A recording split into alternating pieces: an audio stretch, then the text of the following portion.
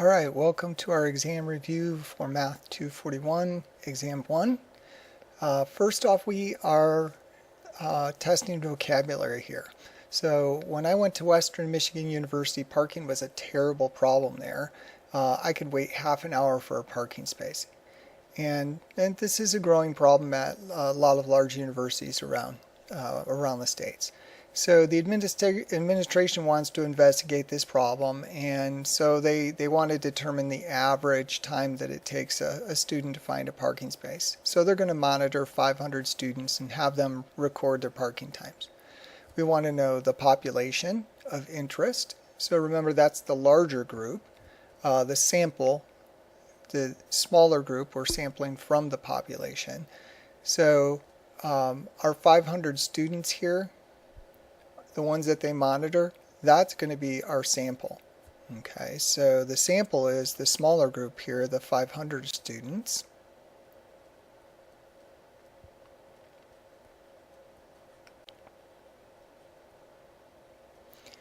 And the population, those students are representing students that are not all college students, but just students at Western Michigan, because maybe other places they don't have a parking problem.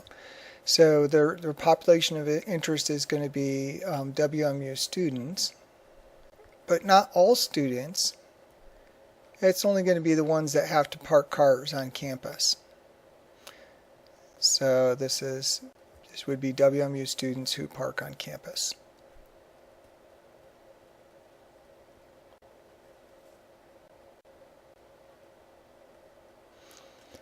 Our variable of interest.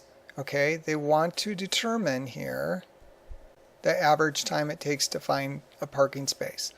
So the variable of interest is the time to park or to find a space.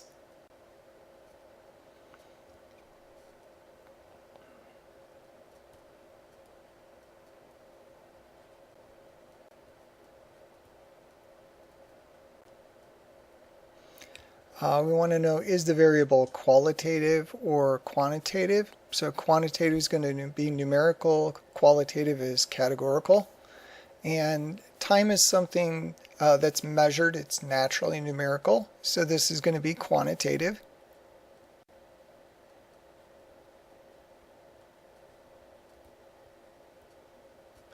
And then inside of quantitative, we could ask, is it discrete or continuous?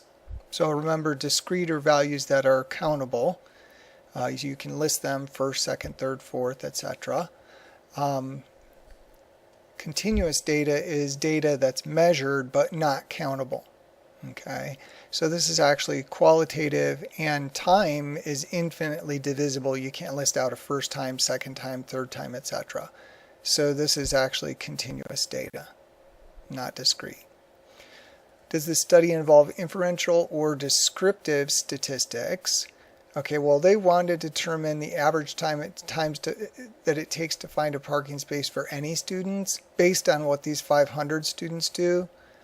So it's going to be inferential, because they're going to try to draw a conclusion about the population. And if inferential, what inference might you make? Well, so for example, if the average parking time for the sample, here would be an example. So the average time for the sample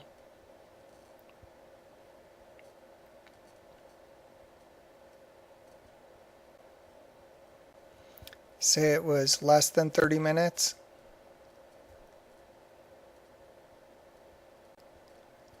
Then a conclusion they might try to generalize to the population and say then the average for the population is less than 30 minutes.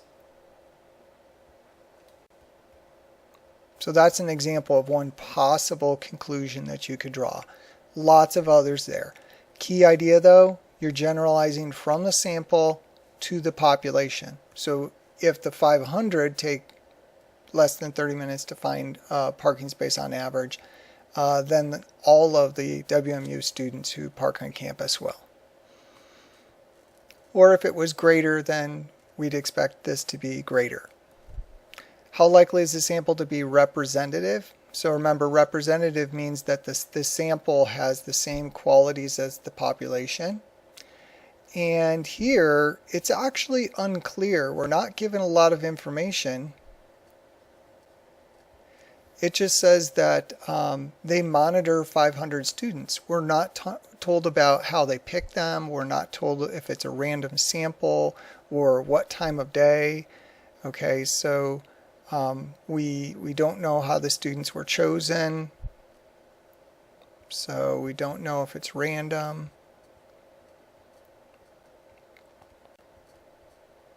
If it's a random sample, that's 1 plus. And then we don't know time of day.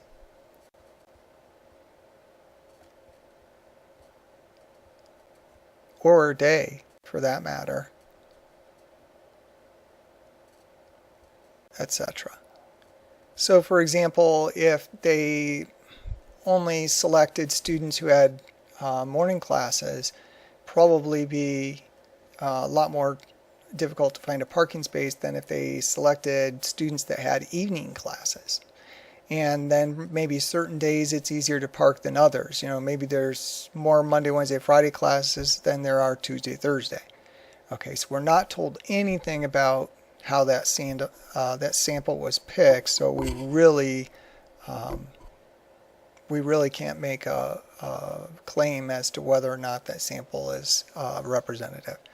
Also, there's the idea of, did they sample commuter students or did they sample on-campus students? That could affect the parking time as well. So lots of issues in there that we would need to consider that just aren't addressed. Okay, next up here we're making a back-to-back, so this is a side-by-side stem and leaf plot. And we're comparing two sets of data. These represent heights of fourth graders in inches, and we want to interpret our results. So state what the diagrams tell us about the data. So remember that our leaf is always the last decimal, and our stem, leaf is always the last digit, and our stem is the other digits here. So we've got some measurements here, 48.4, 47.1, etc. We want to try and find the smallest and the largest measurement in that group.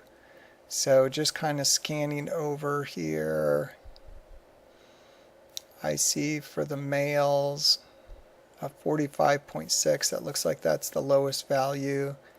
And the highest one looks like it's this 50.9.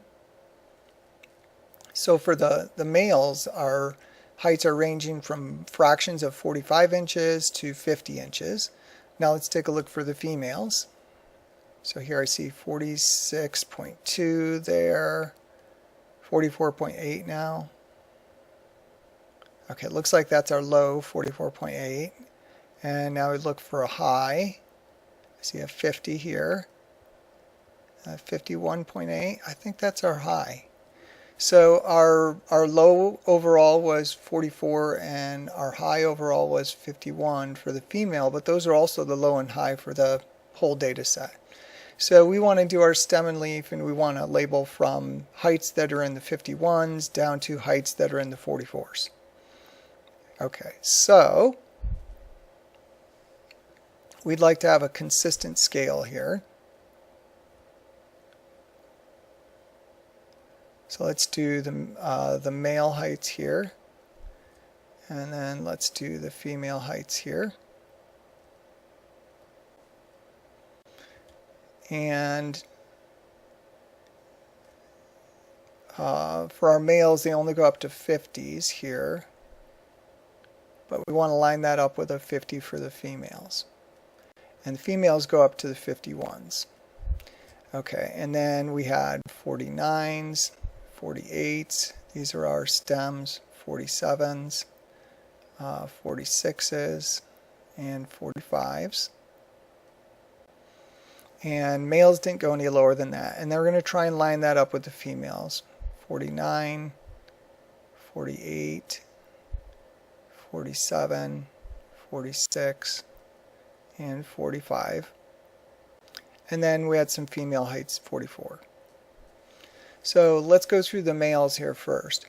So what we want to do, remember, is we want to order these in increasing order, and we're just putting, in this case, the last digit is the tenths digit is the leaf, so just the tenths digits in order as we go out.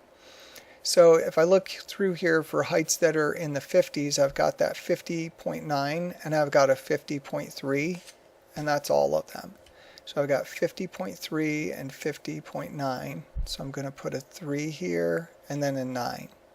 Remember, we want to order them so they increase from left to right. In the 49s, we've got a 49.5 there and a 49.7. That looks like that's all of them. So 49.5, 49.7. So we could do a 5 here and then a 7. So that's 49.5, 49.7.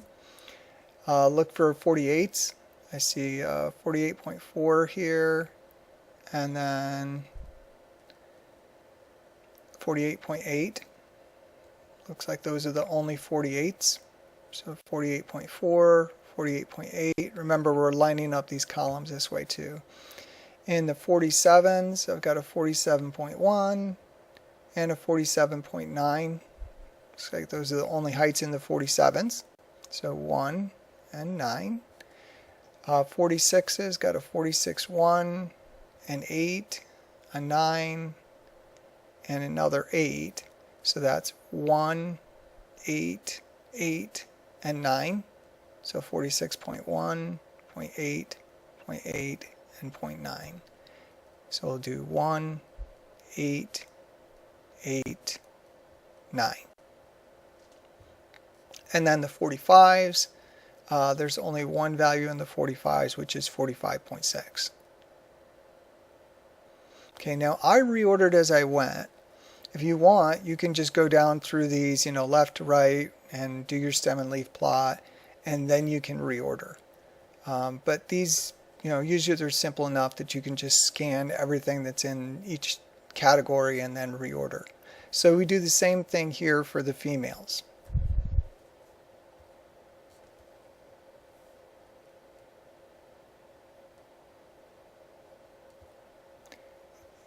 And if we do that, your plot will look like this. You'll have an 8 in the 51s.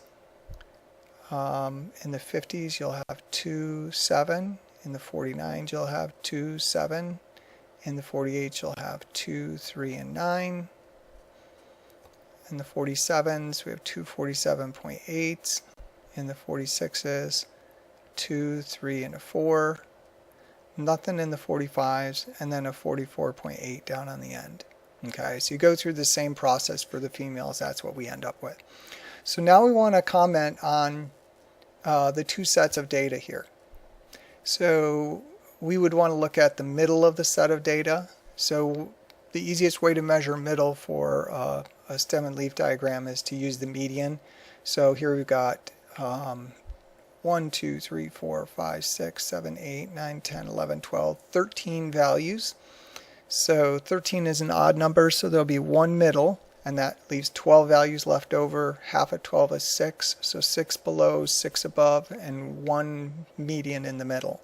So if I count down from the top, 1, 2, 3, 4, 5, 6, the next number down is going to be your median, which is right there, 47.9. Or count up from the bottom, 1, 2, 3, 4, 5, 6, seventh number is the median. For the females, we've got here, let's see, 1 and 3, 4, 6, 8, 10, 12, 14 values. So the median is going to be halfway, half of 14 is 7. So the median is going to be halfway between the 7th and 8th values. So if I come up from the bottom, 1, 2, 3, 4, 5, 6, 7, our median is going to be between 48.2 and 48.3. So these two values here. Average the two middles for our median. So what we're seeing here is that the middle for the females in the 48s is higher than the middle for the males. So the first thing that we can note is that the middle or the center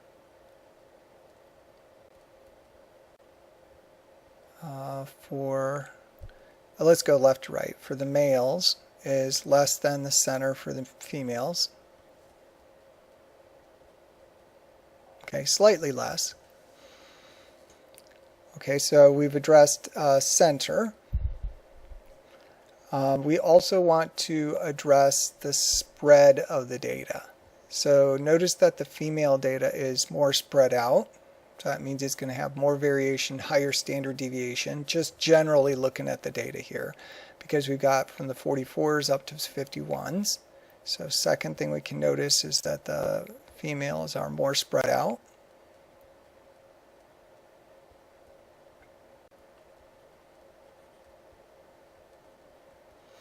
And then the next thing we want to notice is the shape of the distribution.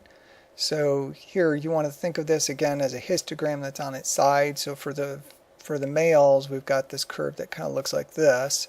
So that's a skewed distribution. Now for the females, we've got two areas of concentration here, whereas with the males we had one. So for the females, you're kind of looking like this. So this is a little bit more symmetric. We've got this one value that's away from the rest. If we don't include that value, which may be an outlier because it's away from the rest of the data, then the female distribution looks like it's skewed as well as the male distribution. Looks like it's skewed towards the higher values. But if we do include that, the female distribution is a little bit more symmetric than the male. So the third is that we can say the male is definitely skewed.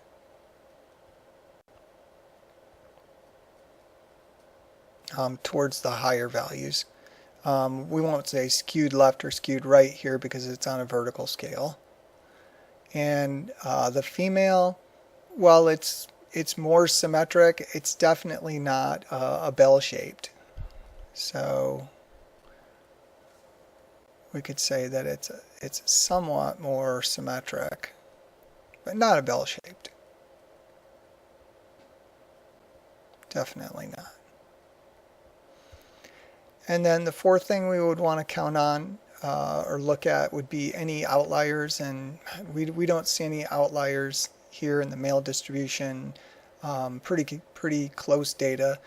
In the female distribution, though, we got that 44.8, which is the next value up is 46.2. So in the female, 44.8 could be a possible outlier.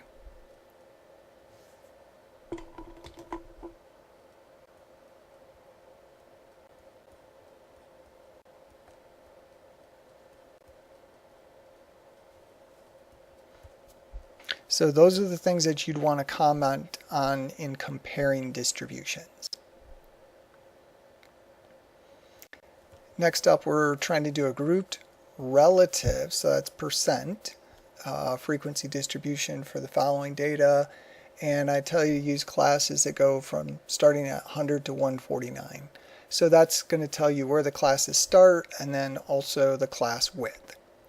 So remember what we want to do here is we first want to do a table. So we'll list our classes and then we'll do a tally and then we'll list the frequency and then we're going to list the relative frequency, which is the percent.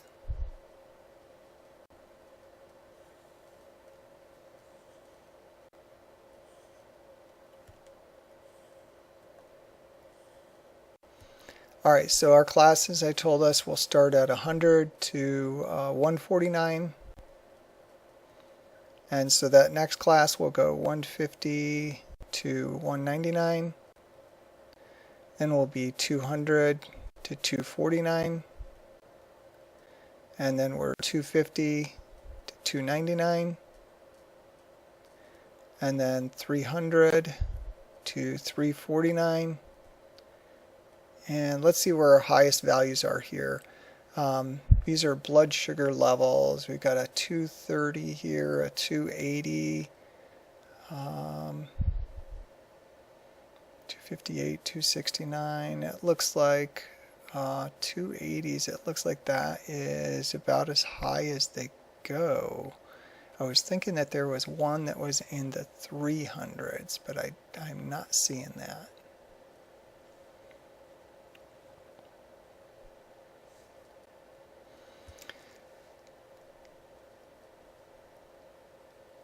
Yeah, 200s. Yep, looks like things are in the 100s and 200s, and so we actually don't need that last class.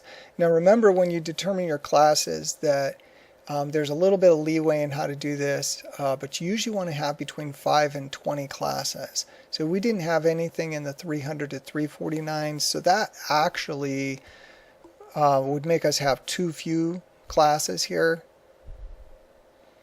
So why don't we just change one of these measurements so that we've got something that falls into that range. Why don't we change this last measurement here from 130 to 330. So then we'll have something in this class. So first, we want to see what's in the 100 to 149. Well, we can just go through the names here and we can do our tally. So Smith 236, so that's in here. Jones 175, so that's in here. 160 here. 212 is in the 200 to 249. 285 up here. 103 in the first class. 181 in the second class. 258 in the fourth class. 190 in the second class. 269 third class. 128 in the first class. 171 in that second class. And now the third column, 192 is in the second class. 114 in the first class. 178, 164, those are both in the second class, and 128 is in the first class. And then our 330 is in the last class. So our total frequencies here, we've got 4, 8, 2, 3, and 1. And then to get your relative frequency, remember we have to figure the total of our frequencies. So this is 8 with 4, 5, 8, 16, 18. 18 measurements total. So this relative frequency is going to be the 4 divided by the total 18.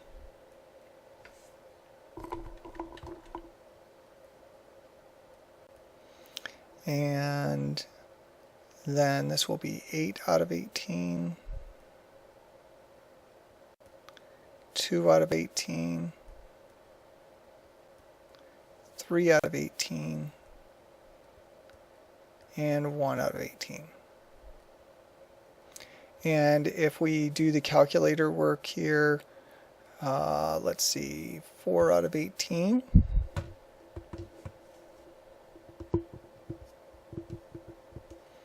is 0.22. 8 out of 18 is 0.44. 2 out of 18 is 0.11. 3 out of 18, 0.17. I'm just rounded to 2 decimal places. And 1 out of 18, 0.06. And if you total these up, they should be pretty close to 1.00, 100%. So that's the relative frequency distribution. The distribution's the table. We want to do a histogram, which is a bar graph of the class versus the frequency. So on the x-axis, this is going to be our class, which in this case is going to be the blood sugar level.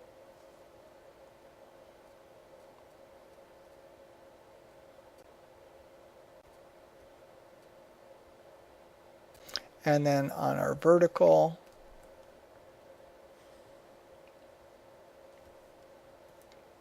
we are going to do the relative frequency.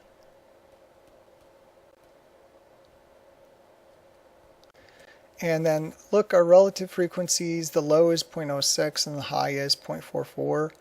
So we probably want to go up to about 50% or 0.5 for our relative frequency. So let's do 0.1, 0.2, 0.3, 0.4, 0.5.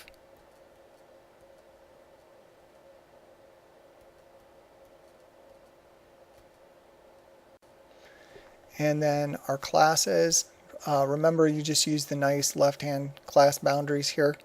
So we're going to start here at 100, and then we'll have 150, 200, 250, 300, and 350.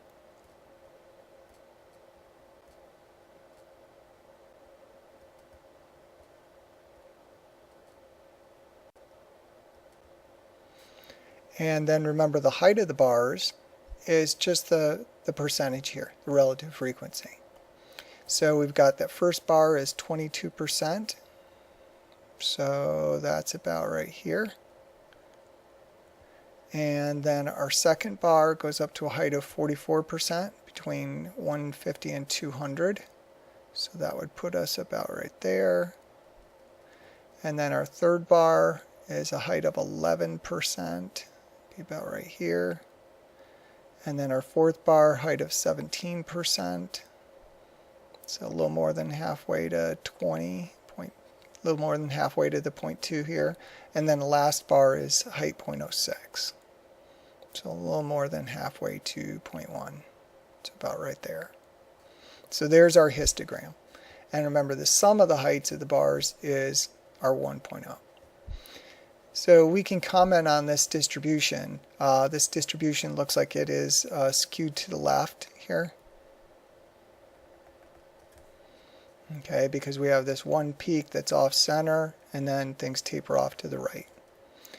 I'm sorry, I said skewed left. Skewed right. It's always the way that the tail goes. So this is skewed right.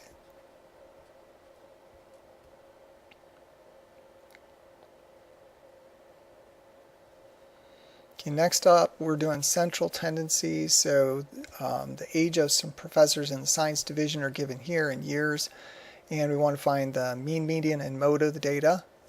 Okay, so we'll suppose that this is sample data, and so the sample mean is, well, the same as the population mean. You just sum them up and you divide by how many. So our x bar here is going to be, we sum all these guys up. So 35 plus 54 plus all the way down to our 46 here. And then we're going to divide by how many values. So 2, 4, 6, 8 values total there. So if you add these up, you get a total of 366. Divided by 8, and that gives you 45.75. So there's our mean. Our median is going to be the middle value when you rearrange things in order. Okay, so we need to rearrange these from smallest to largest. So I see a 32 here as my smallest value looks like, and then the next one up is 35. So we've got 32, 35,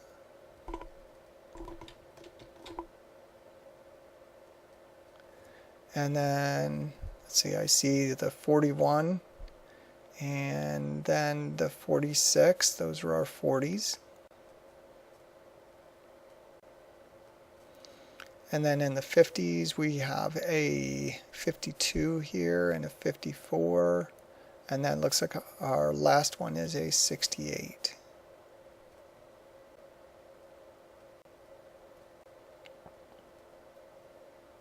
So let's see, we got all our values here, 2, 4, 6, 7. What am I missing? Oh, we missed a 38. I'm sorry. I'll squeeze that in here. So 38. And then we had a 41. So we've got 8 values, and 8 is even, so there will be 2 middles. So if we divide this down the middle, we've got 4 below the median, 4 above the median. Your median here is going to be the average of the 2 middles. So 41 plus 46 divide by 2, which is 43.5.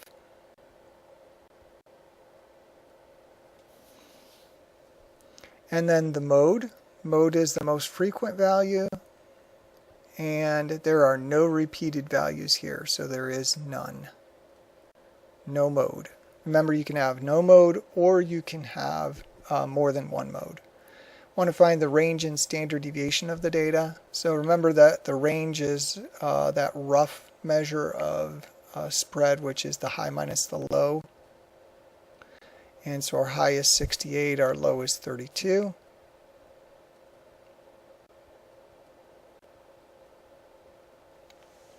And that gives us a difference of 36. And then the standard deviation. So remember, to do the standard deviation, what you want to do is you want to complete an extensions table. So we've got our x, we've got x bar, actually xi, our individual data values, x bar, then figure the deviation, the difference between those values, and then the square of the deviations.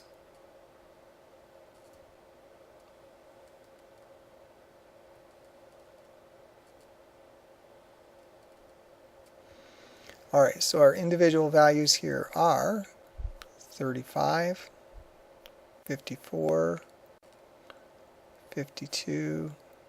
Oh, you know what? Let's do them in increasing order.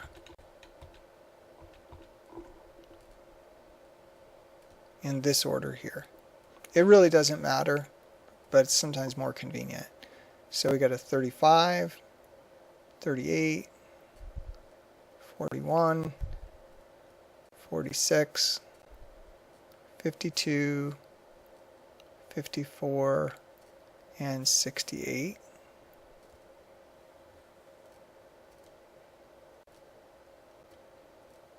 And then our x bar is 45.75.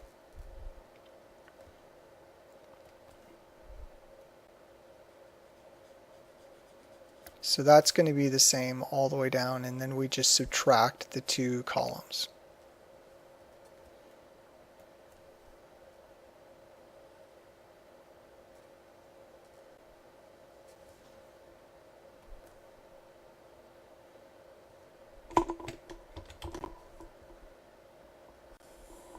So we've got a 45.75 here, and that is ditto all the way down.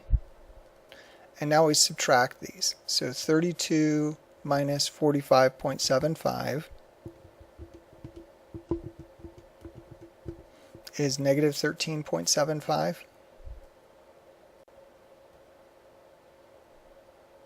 And then, I'm sorry, I forgot to put the square on this. And then this will be negative 13.75 quantity squared. Alright, and then we do that all the way down. So if we complete the extensions table, then it will look like this. So I completed this extensions table actually in Excel. And so what I did here was I did the difference of the value minus the mean all the way down. Remember that those sum to 0. That's a double check that you've done this right. And then in this column we square all of those. And then you key this into the calculator. Remember, a negative squared is the same as a positive squared. So you just do 13.75 squared plus 10.75 squared plus 7.75 squared, etc. all the way down. For that sum you get 989.5. Now remember that the standard deviation, remember that the variance is the sum of xi minus x bar squared for sample over n minus 1. And n is the number of data values. In this case, n equals 8. And this top number, the sum of xi minus x bar squared, that's just 989.5. That's the sum of that column. So this is going to be 989.5. And then we are dividing by 8 minus 1, which is 7. that will give us 141.36 if we do the plugins. And then the standard deviation is going to be the square root of that 141.36. Which you can double check is approximately 11.89. And remember what the standard deviation is telling us is it's telling us the spread or the variation of the data around the mean. So that's the next part here. Describe what standard deviation means in words. Okay, so it's the variation around the mean or the spread around the mean. So the variation slash spread of the data around the mean.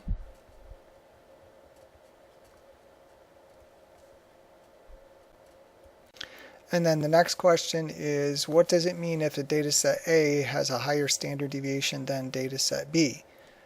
So higher standard deviation means more spread out. Okay, so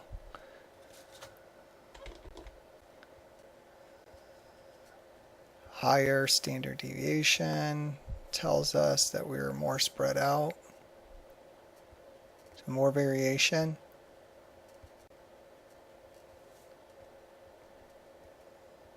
In that set A.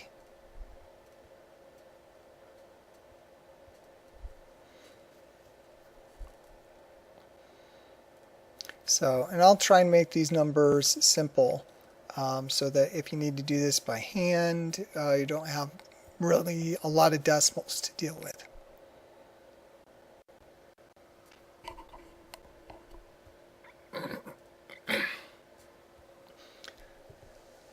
Next up, we are doing a box-and-whisker plot for the data in the previous problem. So box-and-whisker plot, remember that what we need there to do that box-and-whisker plot is we need the 5-number summary. So we need Q1, we need the median, which is Q2, and we need Q3, the 75th percentile, and then we also need the max and the min. And the max and the min are pretty easy to spot here. So let's go back up here and grab our data. So our median we know was 43.5. Already figured that. And then our third quartile, remember that the third quartile is the median of the upper half. Okay, well the upper half, there's 4 values, so that means 2 middles, 52 and 54. So the third quartile is going to be the average of those. 52 plus 54 divided by 2.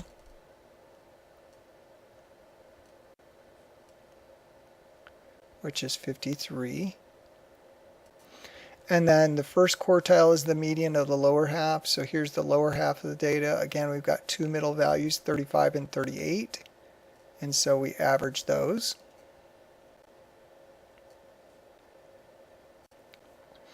And that gives us 36.5.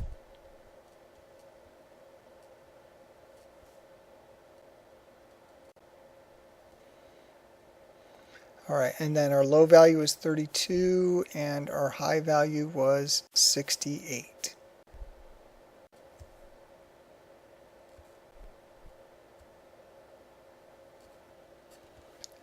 And then remember, we also need to determine the lower and upper fence in order to determine if we have some outliers here. So in order to do that, we need our Iqr Interquartile Range. So the Iqr, remember, is Q3 minus Q1.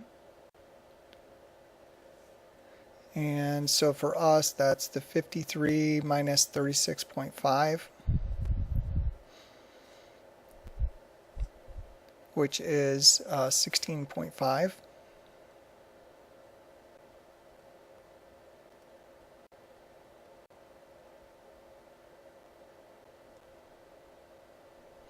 And then the lower fence here,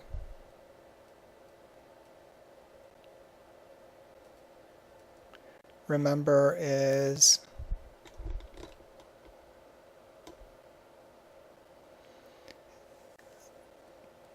the first quartile Q1 minus 1.5 times the IQR.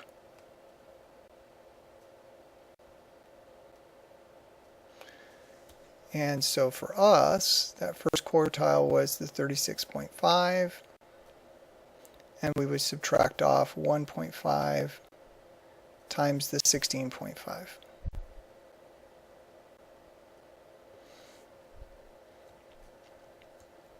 And that gives us 11.75.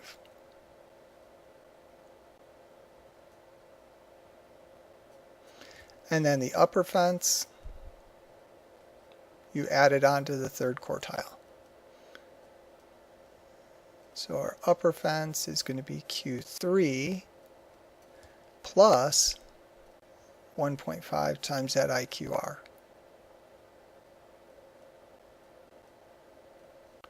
So for us, that is the 53 here. And then we're adding on 1.5 times our 16.5.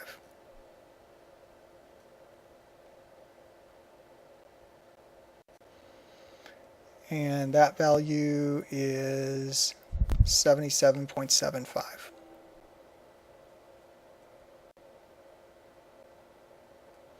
So now we want to stretch out a number line here, and it's got to be long enough to include everything. So it needs to go between the lower fence and the upper fence, and then it needs to include the low value and the high value if they're past those fences. Okay, well, our low value here was 32 and our high value is 68. So there's nothing that's past the fences here. So it looks like we're not going to have any outliers. So we want to go from 11.75 up to 77.75. So we'll probably start here at 10 and then just label off in units of 10. So here we go, 20, 30, 40, 50, 60, 70, and 80.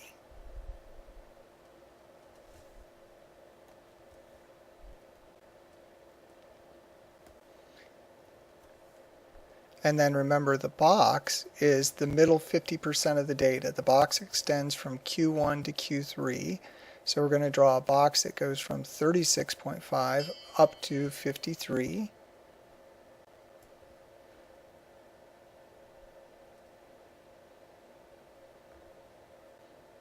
So about right there.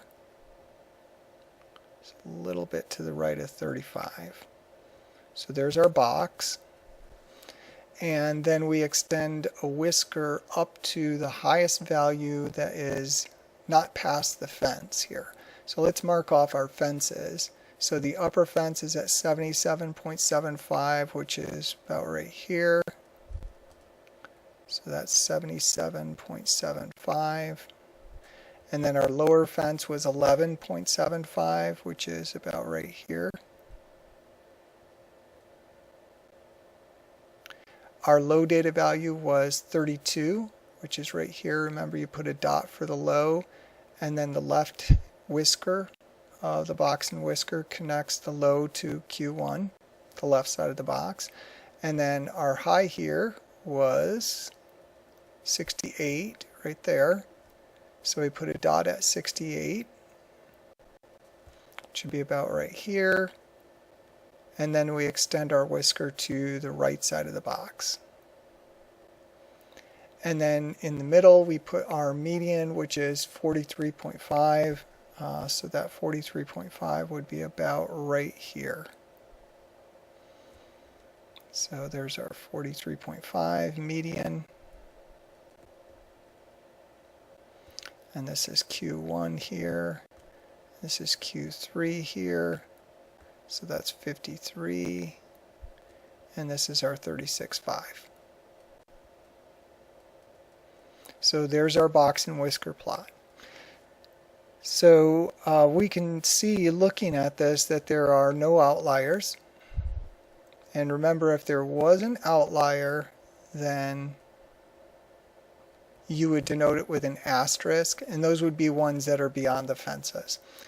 Also, in looking at this distribution, we can tell that the distribution is skewed because the median is not in the middle of the box. There's more of the box to the right of the median than to the left, and also the right whisker is longer than the left whisker. So if you look at this median, this is the upper 50% of the data here, the right side of the box and the right whisker. This is the lower 50% of the data here, the left side of the box and the left whisker. That's much shorter. So notice that this is skewed to the right.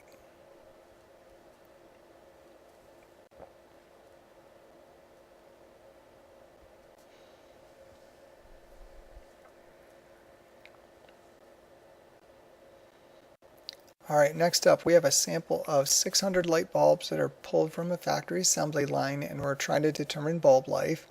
The mean life of the sample was 2100. Okay, so the mean of the sample was 2100. Okay, and this is our X bar value. So X bar was 2100. And then the standard deviation was 50, so S is equal to 50. And if the distribution of the bulb life is symmetric, okay, so mound-shaped, bell-shaped, this is a symmetric distribution, how many bulbs would have a life of 2,000 hours or more as their packaging states? So most of the lights here, they're packaging them as saying 2,000 hours or more. Okay, and so their mean life is 2100. We want to know what percentage actually obey the packaging. So here this is mound shaped. If we didn't know anything about the distribution, then we would use Chebyshev's inequality. Okay, but here we know that it's mound shaped, so we want to draw a bell shaped distribution. So we start by drawing our bell-shaped curve here.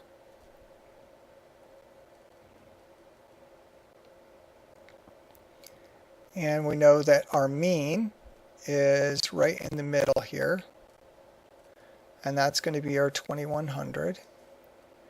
And then we know that with the empirical rule, with a mound-shaped distribution, that 99.7% of the data is within 1, 2, 3 standard deviations above, and 1, 2, 3 standard deviations below.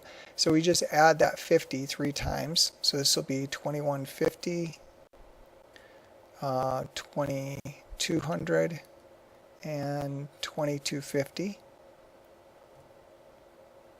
Okay, so all I did was plus 50 3 times to mark off my cutoffs for 1, 2, and 3 standard deviations above the mean, and then subtract 50 3 times. So this would be 2050 is 1 standard deviation below, 2000 is 2 standard deviations below, and then 1950 would be 3 standard deviations below. Well, they want to know 2,000 hours or more. So 2,000 is right here. 2,000 or more is asking to the right, equal to 2,000 or to the right of 2,000. So it's asking what's the area of this whole portion of the distribution. Okay, well, this upper half here, if we go from the mean up, this is 50% of the data. So this is 0.50. And then remember that one's between 2 standard deviations below to 2 above, that's 95% of the data.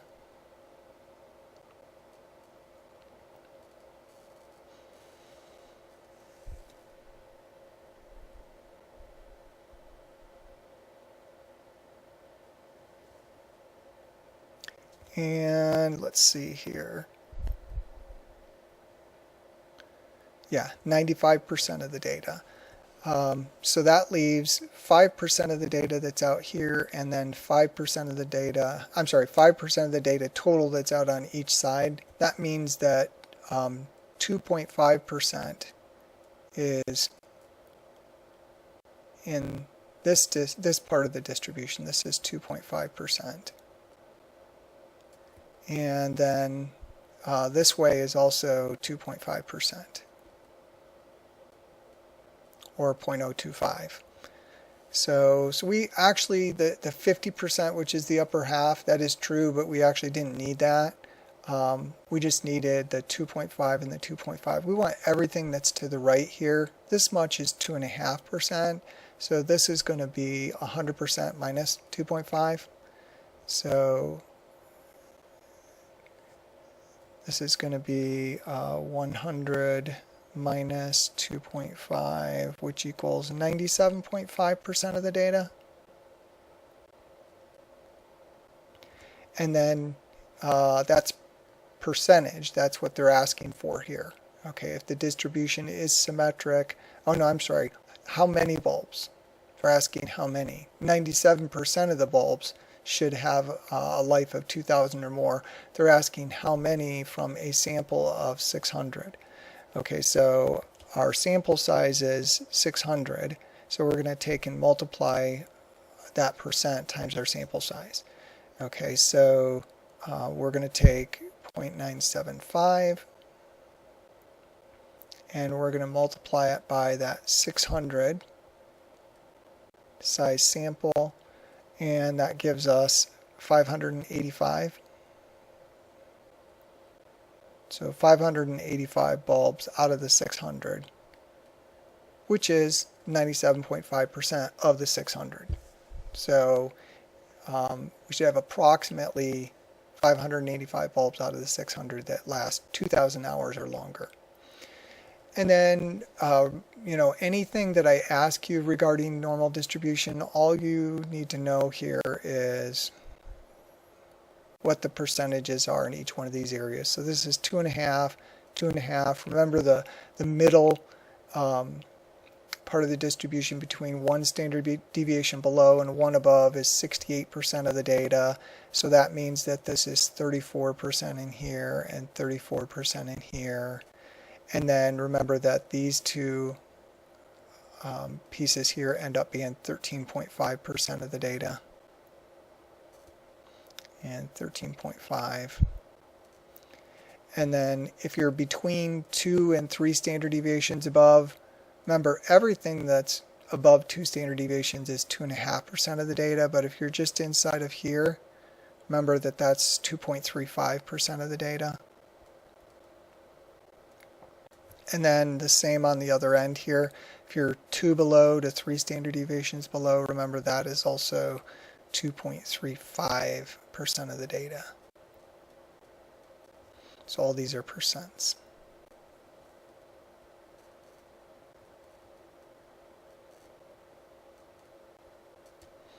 So you always want to draw that bell-shaped curve when you're using the empirical rule.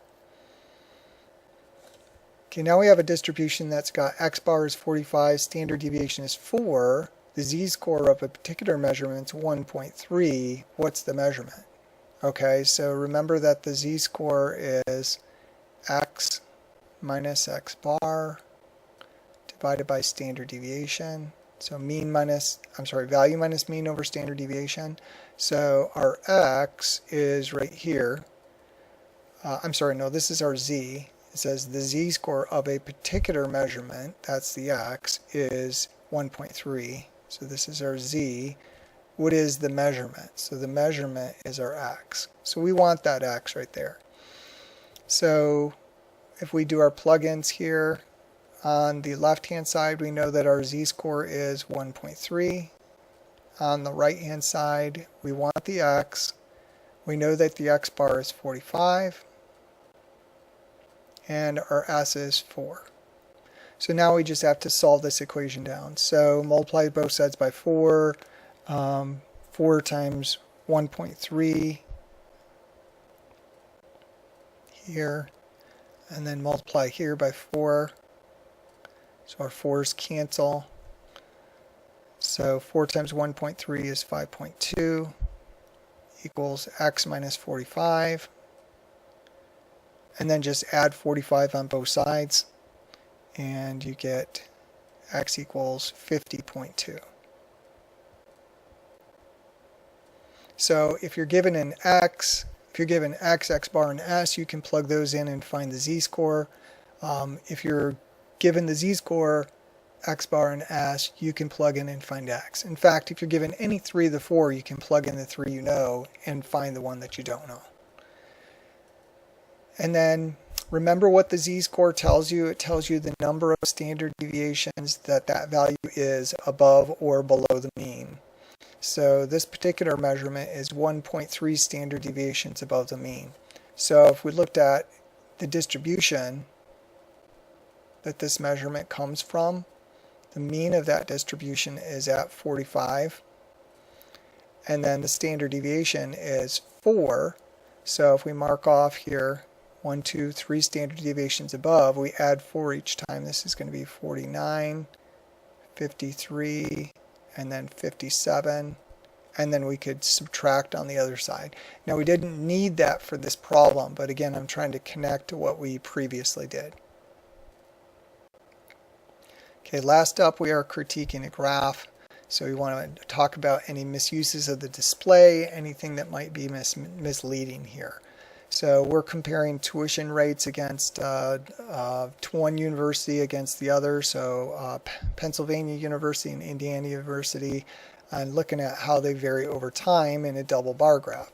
Well, one thing I see right here is that this doesn't start at 0.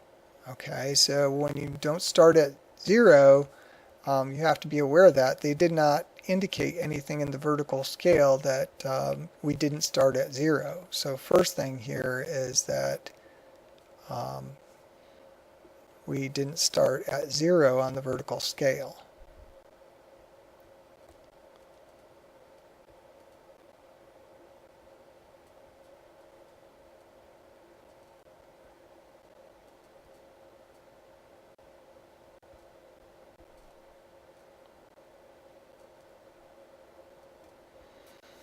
So that can have all kinds of ramifications when you don't start from 0 because it distorts the rest of the bars. It can actually make differences look greater than they are. But then also notice here along the vertical scale, the tick marks are not equally placed. So this vertical scale is distorted. So if this is going from 1,000 up to 10,000, this must be 2, 3, 4, 5, 6, 7, 8, 9, 10. So these must be marks of 1,000 here. So notice on this vertical scale here, vertical scale is distorted.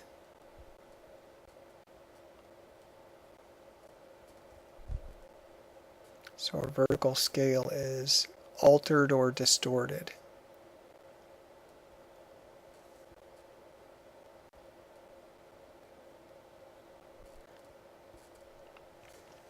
And in fact, since these tick marks get closer together as you go up, what that's going to do is that's going to make these differences between the two universities as the bars get higher. That's going to make these differences, which look smaller as you go up, they may not be smaller because the bars or the tick marks are getting closer together. Okay, so what that's going to do is this is going to distort the differences.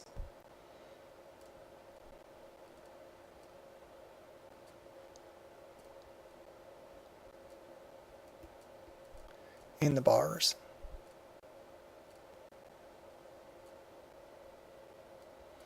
Especially as tuition increases. So these differences that look like they're getting smaller up here because of the distorted scale, they may not be getting smaller. So two of many things that could go wrong with a graph here. This is a qualitative problem critiquing the graph.